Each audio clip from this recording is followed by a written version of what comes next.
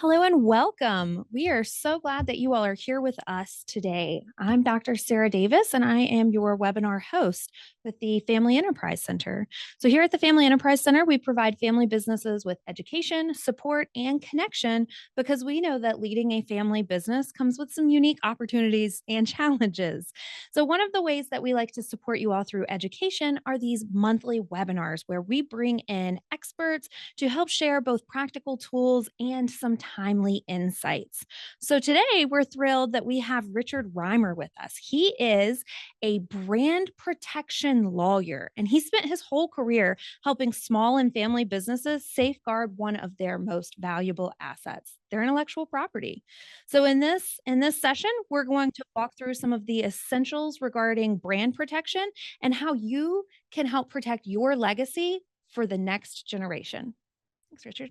Thank you, Sarah. I really appreciate that. Thanks so much for letting me come and talk to this great group. It's such an important part of our fabric of our society, such an important part of our business community, and I'm glad to be able to talk to people.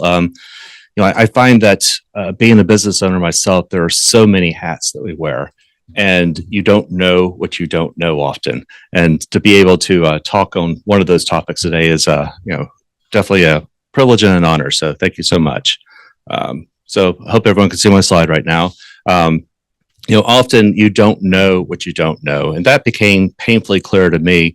I think Sarah gave a brief incorrect fact about my career, in that I've spent the first 18 years of my career working for the large law firms in Midtown. I worked for two very large. I was going to ignore that part, Richard. Well, but I think it's sort of a coming to Jesus in my life. We all have our moments where, like, wait a minute, what's going on?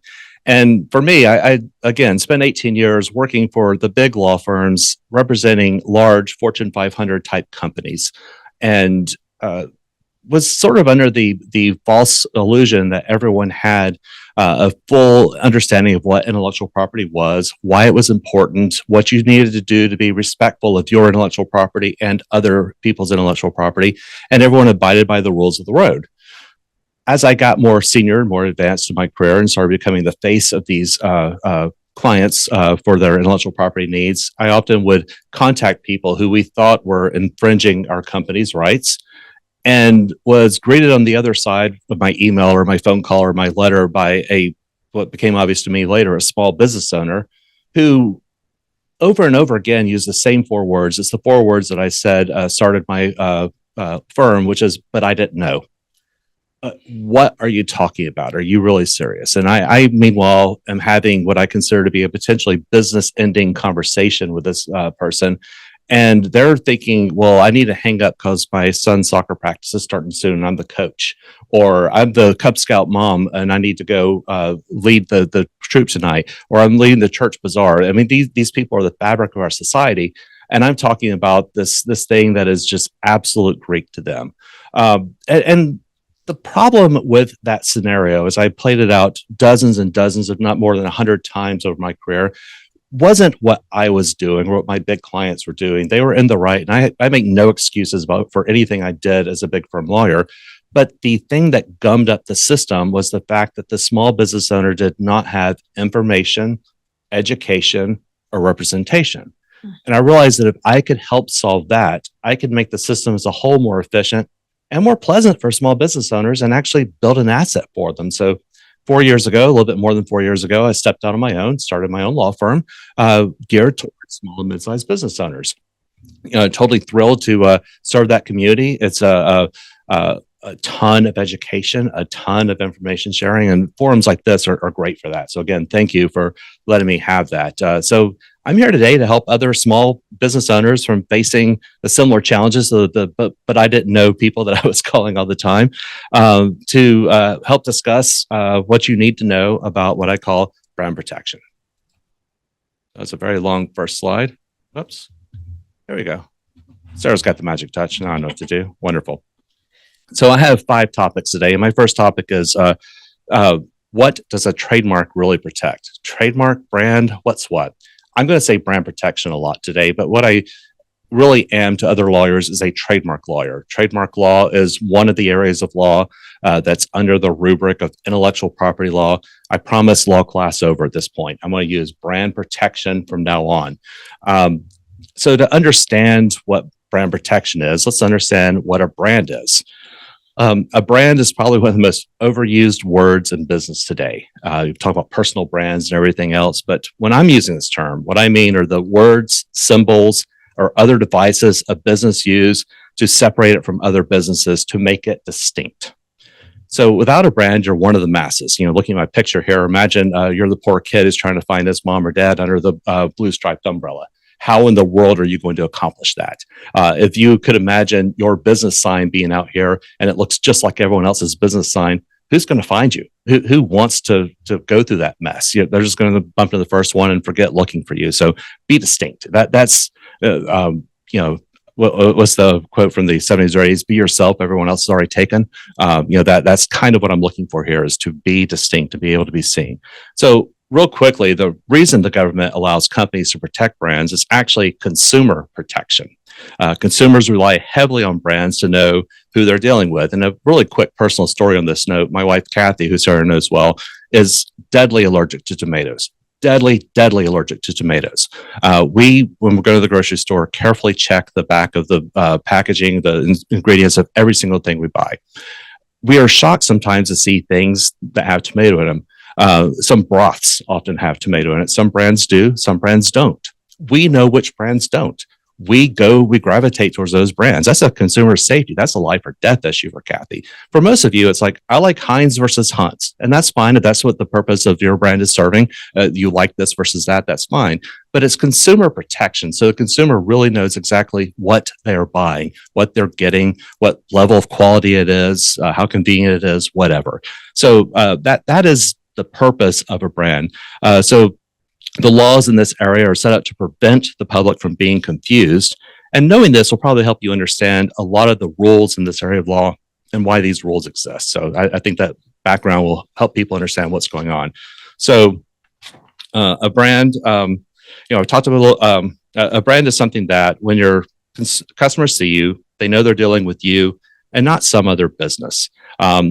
I like the story of a long car trip, sort of what a brand does. Imagine for a second with me, you're driving to the beach, whether it's the 4 hours to the Georgia beach or the 6 hours down to the Florida beaches, and you're in the long car trip. You and everyone else in the car is sort of gone silent, just look at the roads going by, and you're all getting a little uncomfortable thinking, I need to stop. And so in the distance, you see the Golden Arches. And immediately, everyone in the car, without talking to each other, without even trying to think in their own, thinks themselves either, wow, an ice cold drink, some salty fries, and a trip to the restroom is exactly what I need. Or they think maybe the next exit will be better. And no matter which camp you're in, you have this emotional response. And a brand really, from a marketer's perspective, is something that invokes emotional response in your consumers. And you want them to have that. You want them to see KSU and think, yeah, that's awesome. That I want that educational experience, or I want that resource that they offer, and not, ooh, I hope the next university is better. But for those who think it's ooh, let them say ooh and move on. You've served everyone a good purpose at that point. You know who you are, you know what's going on. So that connection is all what it's about. Like, consumers know who you are. So on this slide, I've included a few examples of what a brand is. Such the name of the business, the name of a store, the name of a service, something like that. But also the NBC chimes. How often are you watching a show and you hear dun, dun, dun? You know immediately that you're watching a show on NBC and not one of the competing networks. The MGM Lion Roar, things like that. These are all brands because they tell you without a doubt that you're dealing with this customer, this company, and not another company. So I've talked about what a brand is. Let me talk a little bit about a trademark, or what a brand is not. It might be equally important to understand this because, what tree are you needing to bark up? Content on your website, the secret process that wows your customers, the software created by the founder that provides your business some sort of edge. All these things can be protected by some sort of legal principle, but they're not brands. They're not trademarks. If you have concerns about one of these items, I can help you. This is an area I can help you with, but that's not the topic of today's speech. These are non-brand items and things that will fall in a different conversation. If you and I need to have that one, I'm happy to do it. So moving on to topic 2, what are some common mistakes I see for small business owners, family business owners, and what can you do to avoid them? Mistake number one, I see this all the time, companies using weak names. So earlier I mentioned that the job of a brand is to help distinguish your company from other companies. If you choose a brand that simply describes what you're doing, that doesn't accomplish that. Take my company name, for example. I'm not called Law Group. If you see at the bottom left-hand corner of the slide, it's Initiating Protection Law Group. Law Group is descriptive. That could describe almost any law firm. But putting initiating protection, that separates me from other law firms so my clients can easily identify me. There are three major types of weak names. The names that really describe your product or service, like Law Group would, last names or surnames, if you prefer, and place names. Those last two examples really surprise people, especially in the family business arena. Not only do you not have an absolute right to use your last name in your business, it's extremely difficult to keep others from using your last name in a competing business. Same is true for the names of cities, states, neighborhoods, etc. So these are all considered weak names, and choosing a brand that contains only weak elements will be tough for you to enforce your rights later on, and could be tough for you to even get rights to start with. So another problem I see are legal missteps. There's really two that's fall under this category. One is the assumption that registering your name with the government, whether it's organizing with the Secretary of State or getting a federal identification number from the IRS, that somehow gives you a right to use that name. These things, I could spend an hour on this. There's so many reasons why this is not a true statement. People think it is true, but the simple fact is that you're dealing with the government. This is a filing that establishes your relationship between you, the business, and the government. Brand protection or trademark law is all about focusing on the relationship between you and the public.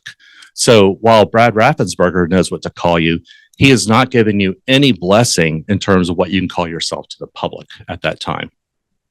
Another common mistake, sounds stupid, but it's not using your brand. Here's what I see all the time. A client comes up to me and says, "Hey, this company is using a very similar brand. It's going to cause confusion. I want to make them stop." And as I do some digging, I realize that the brand my client is using, they're not really using. So maybe an example would help. Let's say Grandpa started the company Seeds of Plenty back in the 50s. And as time went on, that became instead a chain of convenience stores called Fuel of Plenty. They're doing more in seeds. They called it Fuel of Plenty. So now a new company is starting up, and it's called Seeds Abundant. While Seeds Abundant might be confusingly similar to Seeds of Plenty, that name is no longer in use. And Fuel of Plenty has no confusion with Seeds Abundant. So there's really no way to say, hey, you're confusingly similar. So if you want to continue having rights in a name, you have to continue using that name. So if this family in this hypothetical wants to continue having rights in Seeds of Plenty, they need to find some way to use it. I'll touch on that again in a second.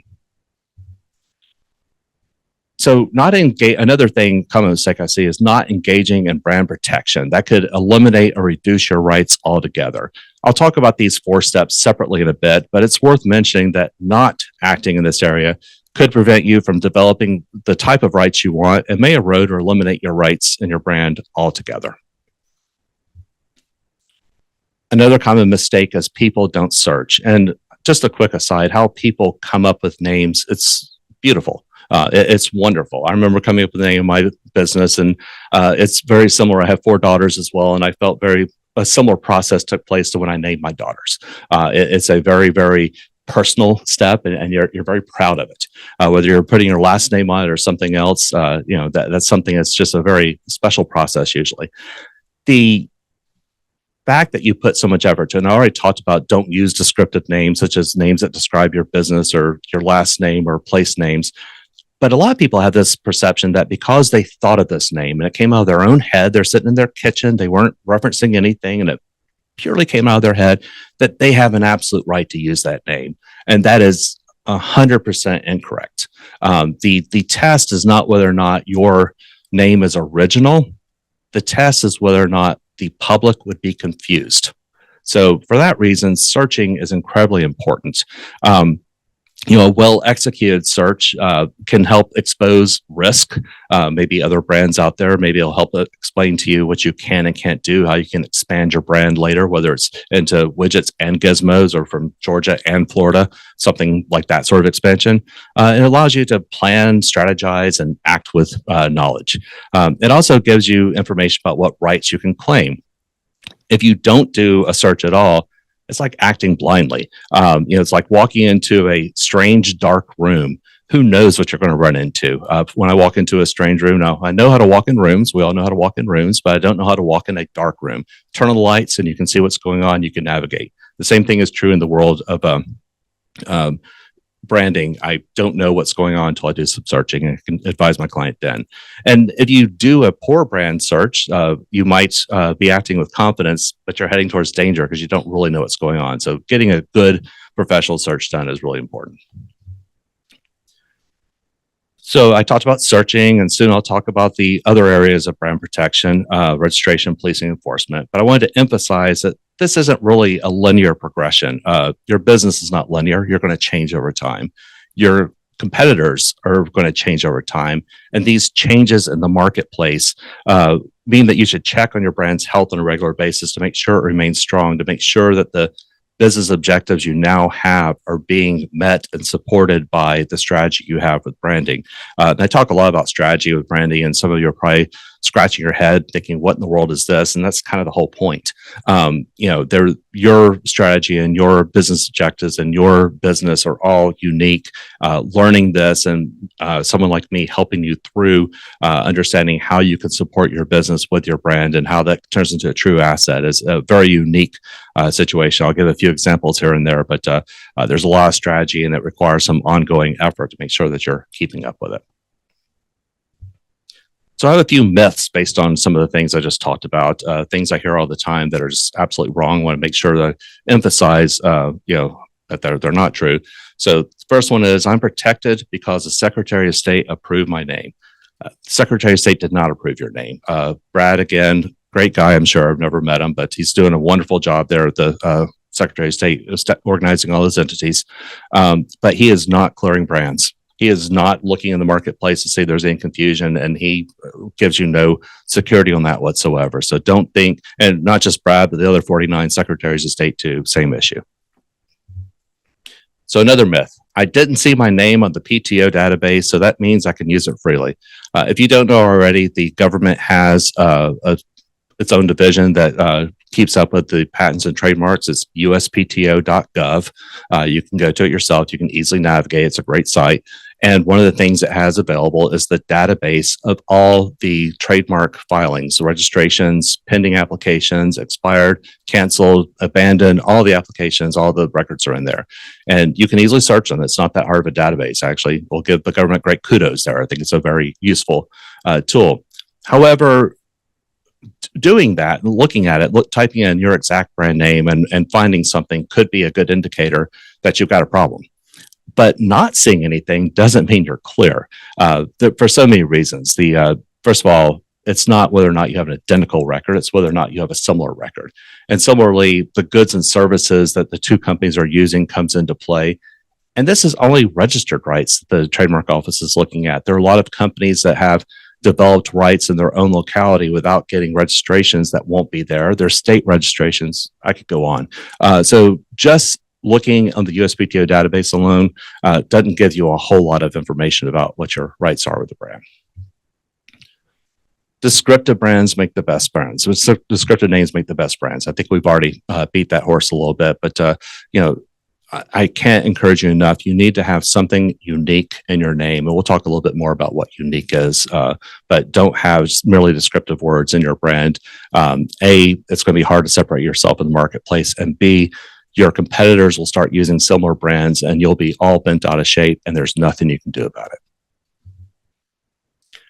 So the second topic I'd like to talk a little bit about is trademark registration. What are the basics of trademark registration?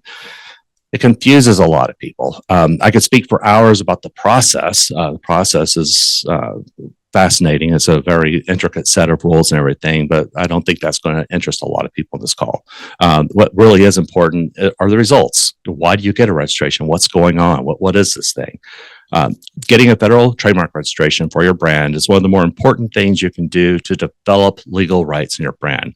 And it helps develop those rights in 4 different ways. One, it provides public notice of your rights in your brand. One of my favorite quotes is that notice is the hallmark of liberty. You can't understand what you can and can't do, what your rules are, unless you have some notice what those rules are.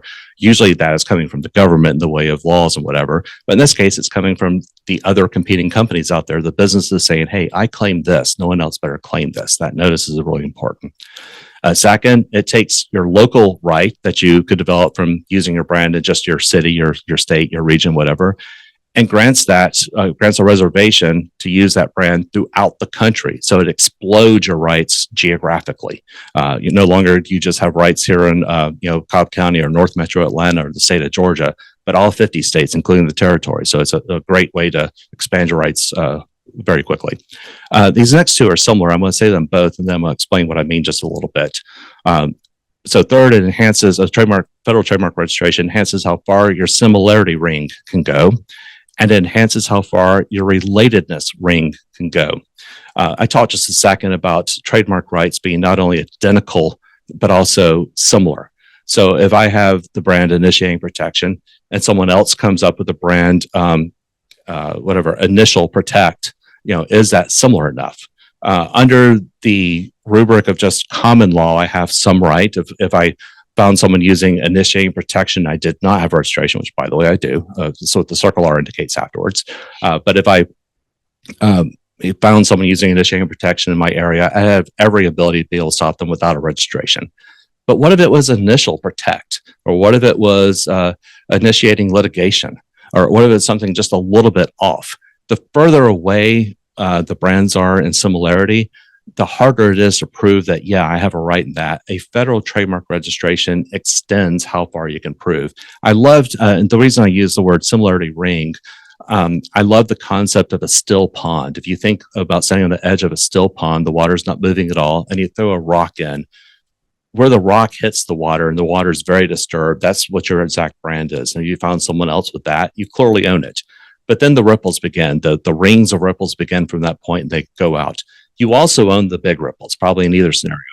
You definitely own the middle-sized ripples with a registration, probably not without a registration. And the small ripples, you only have an argument if you have a registration. So it's how far out from your brand you are and how far you have your rights is enhanced by a federal trademark registration. Same true for the goods that you're selling.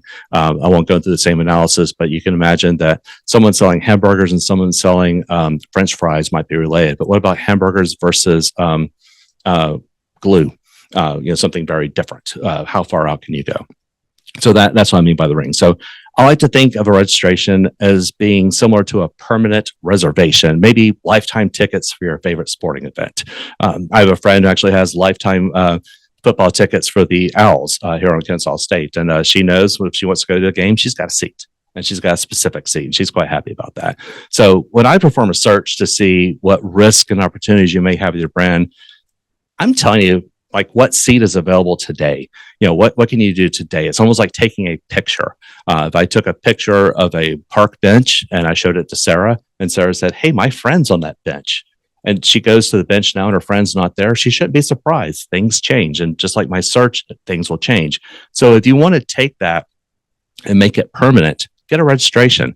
So instead of having a ticket to a single game, you can have lifetime tickets to your favorite event. And as long as you want to sit there for years and years to come, it's yours to sit in. So registration expands your rights so far. Now, I do quickly want to talk about the process of getting a registration, sort of boring legal mechanisms. Many people think that getting a registration simply means you've filled out a form. They're surprised to learn that this is just one of at least 4 steps. Of course, you can perform a search. You should perform a search before you start this process, as only a search will sort of tell you what challenges you may face and what opportunities are available. The first step is to use this information that you gain from the search and fill out an informed application to register your brand. So that's step 1. Step two, the government does a thorough review of all applications and sends objections to 85% of the applications filed. Couple things about that. First of all, could you imagine having the job of doing nothing but reviewing trademark applications all day? That is someone's job. So when you're thinking your job's bad, smile. You got something better than that person at least. But second, 85%? What is it? Because there's 85% of people that don't know what they're doing, or they're really 85% problems? No, neither one. What's happening is we want to make sure that getting a registration is a gold standard and remains a gold standard, and there are no rubber stamps in the system. So the examiner is paid more to raise objections and to make sure that the people who get through the process fully warrant it. So expect a refusal. As a matter of fact, when you do the search, if it's done well, we should be able to tell you, what refusal will you receive? How are we going to overcome it? Will we be able to overcome it? All those things will be available to you in the search. After you go through that process, assuming you complete that process, you'll move to step three, where third parties can object to your registration. That's unlike the 85% number I gave earlier. My stats show that 2% of applications are opposed by third parties, and most of them knew it. They sort of went into the process knowing a fight was brewing, and they were ready for this sort of fight. So it's a non-event for the majority of people, but it is part of the process. And finally, at some point in the process, you'll need to show that you're actually using the brand. You can't get a registration in the United States for brand unless you're actually using it in commerce, because this right derives from people seeing your brand and people connecting your brand and you. So if you're not using it, obviously you're not going to have that connection.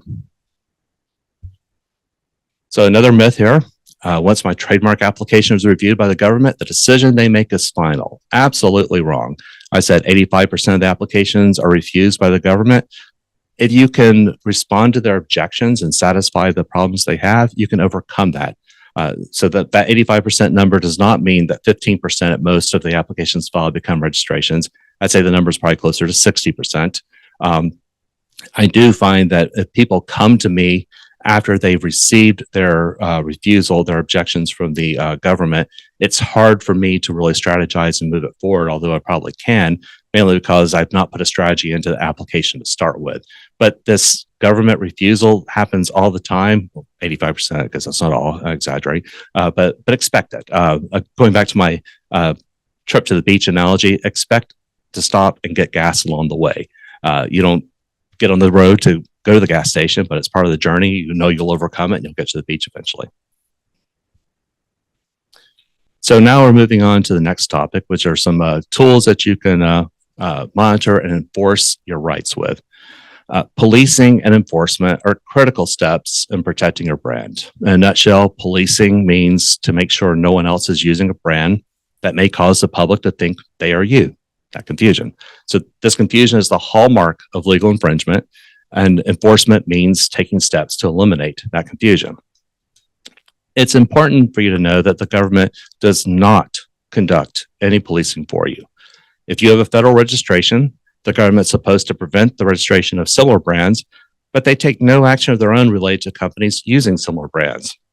And even really quick on their looking for other similar brands being registered, it's the government fighting for you, and no offense to the government, but any third party fighting for you will not fight as hard for you as you will fight for you.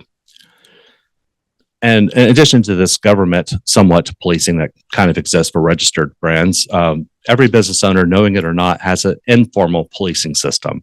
As a business owner, your employees, your customers, you see other companies, you see them advertise in the marketplace, and every so often, one of those companies uses a similar brand and it catches your attention.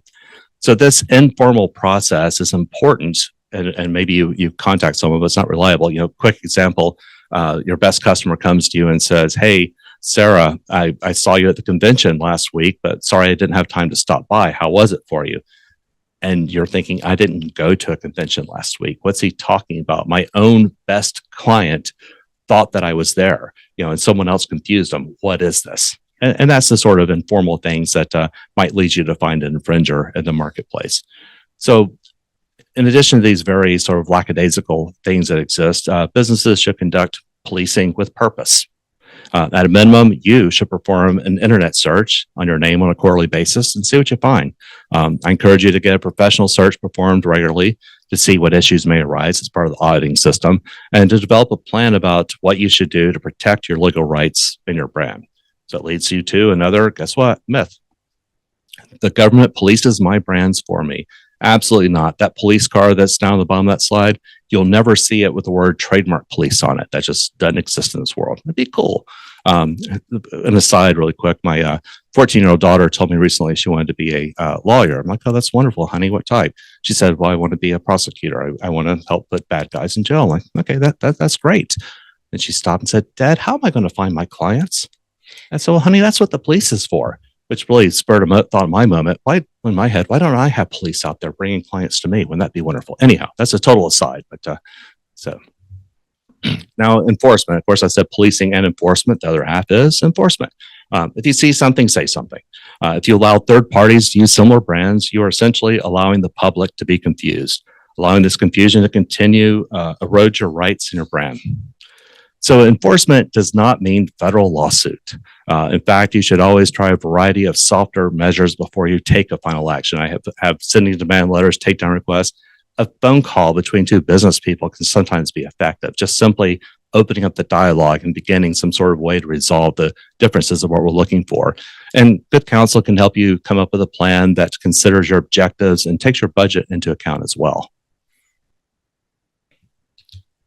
So now moving on to the last topic today, and probably the one that most everyone wants to hear about. How do I create a brand that is a lasting asset? Here at the Family Enterprise Center, we love to see the first generation businesses. The second ones are awesome. When you get third, fourth, and fifth, wow, that's kind of a cool feeling. And to think at the beginning of that line was one or two people who thought, I want to build this thing so that my children, grandchildren, and on can use it. How do you do that? What are the steps for you to help make sure you can do that? So first, maybe I've not said this yet, but I'm against descriptive names. Sarah's thinking, yeah, he said that more than once. So hopefully it's gotten in. Don't use descriptive names. Include your last name. It's so hard to gain exclusive rights in last names. And it's really not uncommon to find multiple companies with the same or similar last name. It truly limits your right to claim an exclusive right in your brand. There's a concept here. It's a bit legalistic, but I think it's helpful. The law looks at the brands in something they call the spectrum of distinctiveness. How distinct is your brand is really what you're looking at. And all the way on the left side, the bad side, the red light side of this scale are generic words. And all the way on the other side are made up terms that exist only to be brands. And let's pretend for a second that we have a client that wants to sell cookies, and use this as an example to help you understand, in the world of cookies at least, and hopefully you can then apply it to your own companies, what this spectrum looks like. So if your client comes to you and says, hey, I'm selling cookies. I want to get some brand protection for my brand. Wonderful. What's your brand name? Cookies. Okay, well that's the generic word. When you look up cookies in the dictionary, that is the definition of it. And as you might imagine, no one company can claim an exclusive right to a word that's used in the dictionary in the way that it's used in the dictionary. So no one can claim rights in cookies. So my client scratches his head a little bit and said, all right, let's try again. Chewy cookies. Okay, getting a little bit better. You know, chewy means a lot of different things, but chewy is a quality of cookies. So if you have a brand name that describes a quality, a characteristic, a feature, maybe who the intended consumers are, where it's going to be sold, you know, how it should be used, those sorts of things are descriptive as well. And you can get brand rights and descriptive names, but it's hard. It's hard. A company most people on the call will be familiar with that has done this is the Honey Baked Ham Company. Spoiler alert, if you don't know about them, they sell honey baked hams. And at one point, when people said the Honey Baked Ham Company, it was really hard to distinguish them from others. And they worked for a number of years to claim this sort of acquire the level of distinctiveness that they needed to acquire in the consumer's mind. That's through advertising. That's through doing it for a long time. That's through just inundating the market. And eventually they got to the point where they have full brand rights to the descriptive name. That's a very risky proposition. You can bet if people see names like that, they're going to want to pick off of them and ride those coattails for a bit.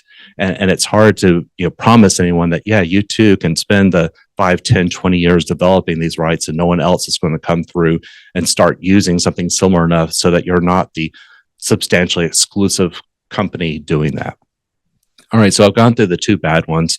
The three on the right side are where you want to be, and those are suggestive, arbitrary, and fanciful names.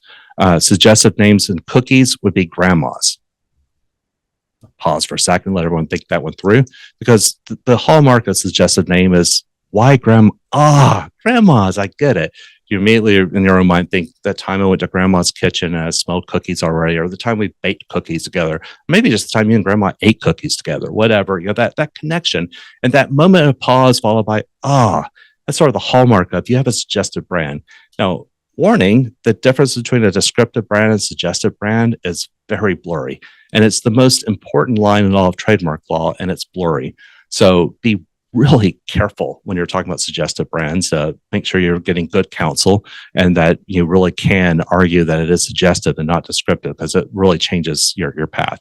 The two on the far side, and they're easy to describe and don't spend much effort on them. However, it's where I want to encourage you to be: arbitrary and fanciful. For cookies, arbitrary might be pen. I'm holding one in my hand, so I came up with it, or doorknob, or whatever, fan, any word that we all know, but it has no connection whatsoever to the world of cookies. A very common arbitrary brand everyone knows is Apple. Apple for computers. Apple is probably the first word that we learned started with the letter A when we were little kids. Very, very common word that had no connection to computers until Steve Jobs started his company. So arbitrary brands are incredibly good. I love those. And last, those brand names that exist in our language only to be brand names. Pepsi, Lexus, Sarfiga, all these companies came up with a name that have no purpose in their life other than to be a brand name. So that's where I want you to be when you're choosing wisely for a brand. Search. Searching gives you knowledge, and knowledge is power. Also, having a lawyer who is experienced in this area of law perform the search is critical for two reasons. First, that lawyer can understand what the information they're seeing means and can explain it to you in a way that allows you to make an informed business decision. Second, the search will not a guess there, will reveal results about other companies that are arguably similar to your company. A lawyer can reveal this information to you in confidence and under the attorney-client privilege. If a non-lawyer reveals the same information to you, you'll be deemed to have knowledge about that information and could be considered to be a willful or a bad faith infringer. I could spend an hour on why that's bad, but just know it's bad. You don't want to be that. Authenticate. Register your rights if you want to maintain them. Shifts in the market could reduce your rights if you don't hold a registration. And this registration is the only way to reserve your rights. Use your brand. You can and will lose your rights if you abandon it. This is very important for legacy brands. Maybe you can find alternative uses for older brands. For example, you've renamed the store that previously had the name of a legacy brand. Maybe you can use that legacy brand as a portion of the overall services. So maybe it's the legacy brand delivery. Going back to my company, Seeds of Plenty, maybe in their convenience store, the portion that had health food could be called Seeds of Plenty, or the portion that just had groceries as a whole. So find some alternative way to use your brand if you are renaming it. If you want to continue rights in that brand, if you quit using it, you lose your rights. Police and enforce. No one's going to do this for you. You must remain diligent if you want to protect your legal rights in your brand. And finally, have regular checkups. Make sure your brand protection strategy matches your current business objectives.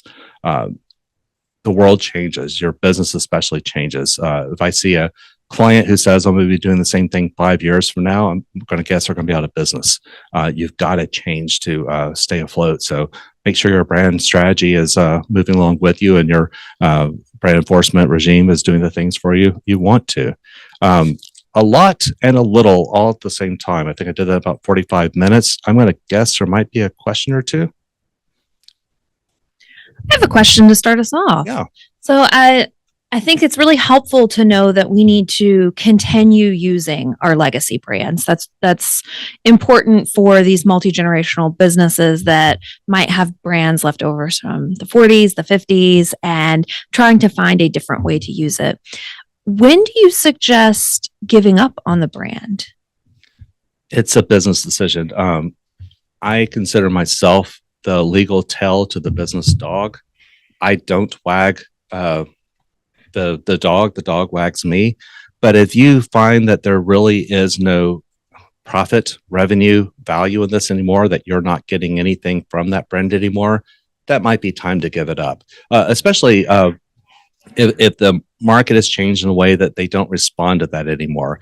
I had a client years ago, and this might show you how long I've been practicing, who had a really good brand named after a Greek goddess, and had done a great job in their business. Then something happened in the world of terrorism, and they decided to quit using it more. The brand was ISIS. Sometimes a brand gets bad quick, and you know it, and you need to just back away from it. Sometimes it's just you need a refresh, and that's more of a marketing / business decision than a legal decision. But if you want to find a way to continue remaining some rights in your brand, we can work on that together. If you don't want to call the entire store that, but you still want some ongoing rights, we can work on that. Okay.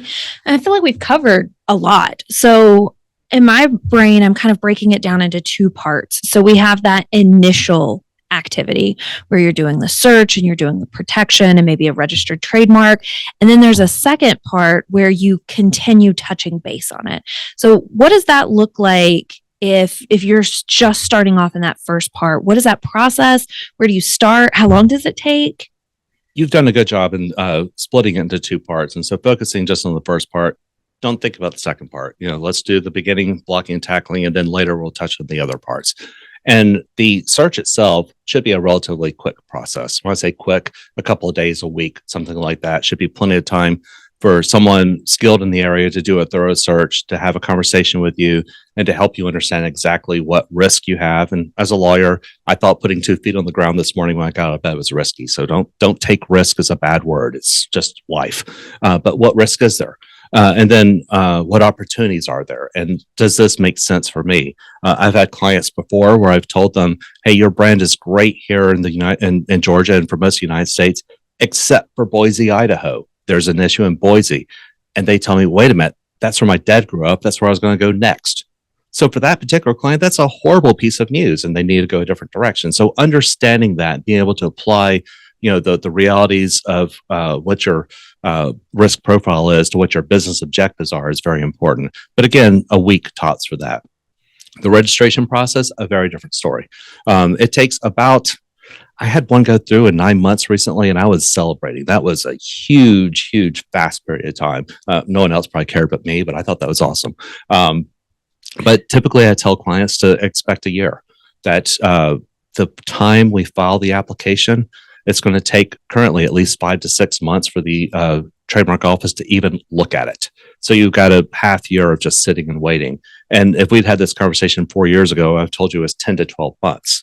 I've seen it as high as 20 months. I've seen it as short as 3 months. The trademark office varies for many reasons, and we won't go into that. But currently, it's half year, and half year is kind of what their target is, just under half. 5.5 to 6 months be their target.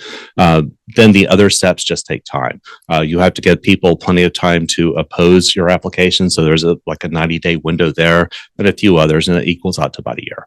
But the 3 most important dates in using a brand, the registration date is third by a long shot, far, far and away from first and second. Number 1, when did you start actually using your brand?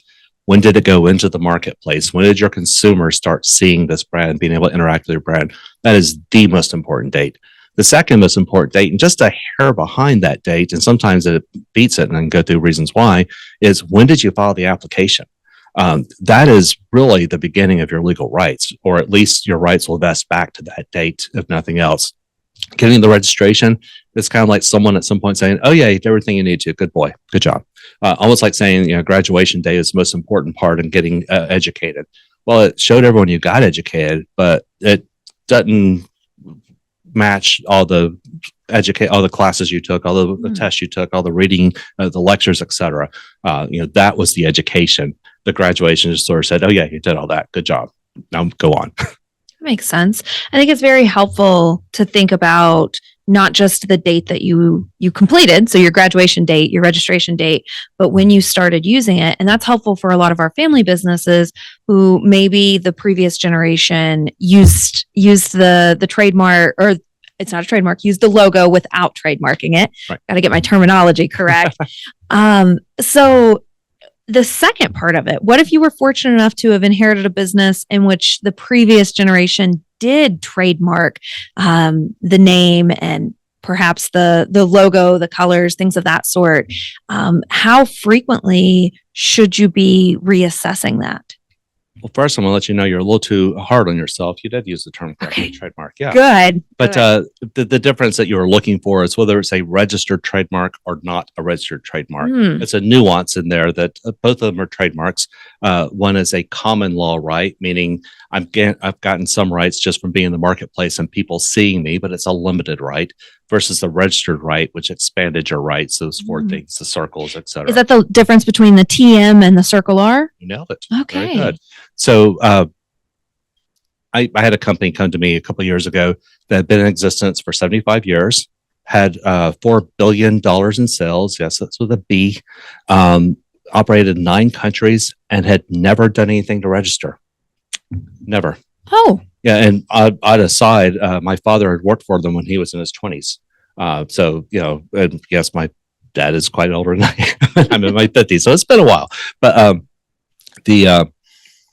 this president of the company now, he and I formed a relationship, and he said, "Hey, I could use someone like you." And he let me know that he was the first professional to serve as president for this company, that up until then, they'd all been members of that trade that the company supported and had not had, traditional managerial training. And he was brought in to sort of give that white collar impression on this blue collar environment.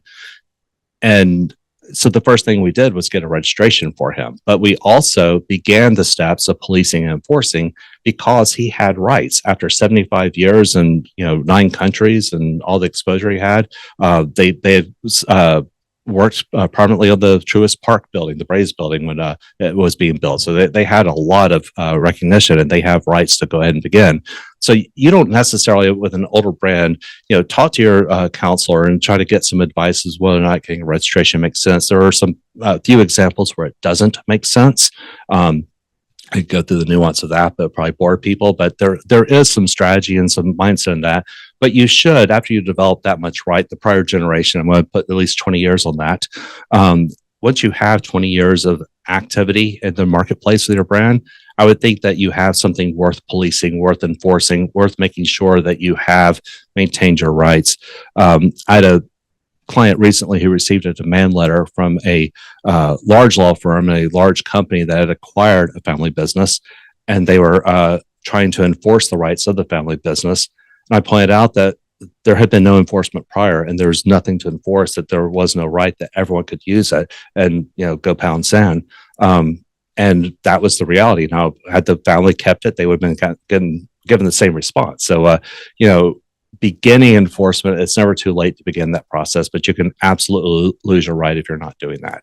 Interesting. So we have a question from the audience, and it's about the legacy and what legal steps you should take as you prepare for the succession of a business. And I think this is intriguing because we often talk about the importance of preparing the next generation, or how to get your ducks in a row from a systems perspective or the management team, but to talk from a legal brand perspective, what are your thoughts here? Well, first of all, thanks for narrowing it down to the niche of legal brand perspective, because there are tons of niches to talk about. You're absolutely on point to limit me there, because that's my experience, my expertise. But I view it much like getting a house ready to sell. Yeah, you need the paint to look good, but you also need the plumbing to work, and you also need the roof to be new, and you also need the gutters to be cleaned, and you have all these different things, all these different professionals who can help you through the process. Get your air conditioner back up to snuff, etc. Those are things that need to be done when selling a house. So when a buyer comes to look at it, they think, yeah, this is what I could imagine buying. And in the world of selling a company, the brand element of that, if you will, the air conditioning, whatever unit you want to call it, I guess more, I like to think of myself as a foundation. So the foundation, is it in shape? Looking at all the things that are important to your business, identifying those. And I've talked a lot about brands and trademarks, and of course that's important. So what brands are you using, what logos, what taglines, what color schemes, what words are you using, what sort of products and services are you selling? What are people responding to? How are you communicating with your public, your consumers, so they identify you uniquely? Those things need to be looked at. But going beyond just trademark and going into copyright, patent, and trade secret, et cetera, what are other things that are integral to your business functioning? Is there software that you're using? Is it software you bought off the shelf? Can it be licensed? Was it software is made for you? Do you really own it? Do you have open source code in there? Are there other things that make the sell or the transfer of that software difficult? Looking at your trade secrets, what are the secret sauce things that you have? Your customer list, things like that. Let's gather all those things and determine, put them in a list and determine what are really important. What could I not run my business without? What needs to be registered? Where should it be? How can it be in its best possible position? I argue that you should start the process of trying to sell your business 3 to 5 years ahead of time, including a family business, including in the world of trademark as well. I've mentioned it takes a year to get a registration. I would much rather sell or put on the market a registered trademark than an application that was filed yesterday.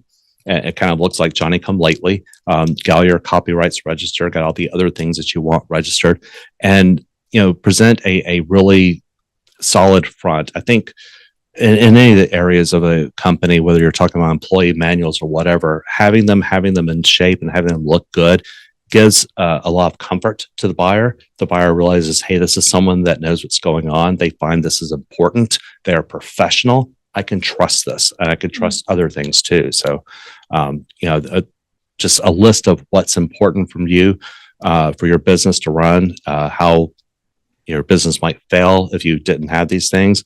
Make a list and let's go through and figure out what to do to identify them, register them, et cetera. I think that's a helpful perspective. We often talk about when you are preparing for the sell, whether it be to the next generation or to someone external to the family, we want to make sure that our ducks are in a row. If the business can function without the founder, then you have a more valuable business. The multiplier on a sell is much larger. And so some of those signals are things like, do you have the SOPs in place? Can the founder take a vacation without the business just crumbling? And I think that looking at the trademarks as another indicator of, yes, they have their ducks in a row. They knew what needed to happen. And like you were saying, it's an indicator that we can trust other things as well. Absolutely. And be careful when you're going from generation 1 to generation 2. There's a lot of things done for tax reasons and liability reasons that new entities are established, or even though the business, quote unquote, looks the same, the actual legal entity might be different. Have you transferred all these things from generation 1 to generation 2? Because generation 2 will either be transferring to generation 3 or selling, and they'll need to be able to transfer on. So those links in the chain are pretty important, and keeping those together. So don't assume that just because it's going from dad to son or mom to son or whatever it might be, that's all well and good. We need to actually have the legal paperwork behind it to show that was properly assigned to the next generation. Okay, we have another question, and it's about trademark or protecting text. So what does it look like when you're trying to trademark a text, a phrase, versus something that is a logo or a name? Where's the nuance there? Sure. Now, again, going back to my definition of what a brand is, it's any device that's meant to separate you, to show you, to be distinctive from your competitors in the marketplace. Taglines clearly fall in that. So the example here, magnetic storytelling method, is a tagline. If it's the name of a company, I would worry about that a bit because it seems pretty descriptive of what's happening here. However, as a tagline, that might actually work. Taglines, think of things like "Just Do It" or "I'm loving it," or things like that for some common companies in the last couple of years. can be protected. It's actually easier to get registrations for taglines than it is for single words for like the McDonald's, the Nikes, the whatever they're behind this taglines I just gave. You have some lesser concerns about descriptiveness with taglines. Seeing a multitude of words together starts to give its own unitary meaning, separate and apart from the meanings of the words put together. People don't tend to translate them in their head. They just see it and they go on with it. But a lot of the same steps exist. You still want to search, make sure no one else is using something similar. You want to make sure that it is distinctive enough to claim brand rights. And then assuming it's available to you, you would like to go through and get some registered rights in that brand as well. So same would be true if you said, what about a logo, or what about a color scheme, or these other things? Okay, well, we are approaching the top of the hour. So if people have more questions, how can they get a hold of you? I'd love for people to reach out to me. The best way is call me on the phone, area code 678-965-3268. If you'd prefer to send me a text, richard@initiatingprotection.com, INITIATINGPROTECTION. I feel like it's a spelling bee. I know. I was like, ooh, I don't know if I could spell all of my stuff like that on the spot. Okay. Well, thank you for being here with us. And thank you all for joining. I hope that you all feel informed and educated, and that you've learned a lot about how to protect your brand and your business as you prepare to transition to the next generation. So if you have any questions for us, you can follow up on our website, familyenterprisecenter.com. I will not be spelling that one, Richard. And until the next webinar, I hope you all have a great day. Take care.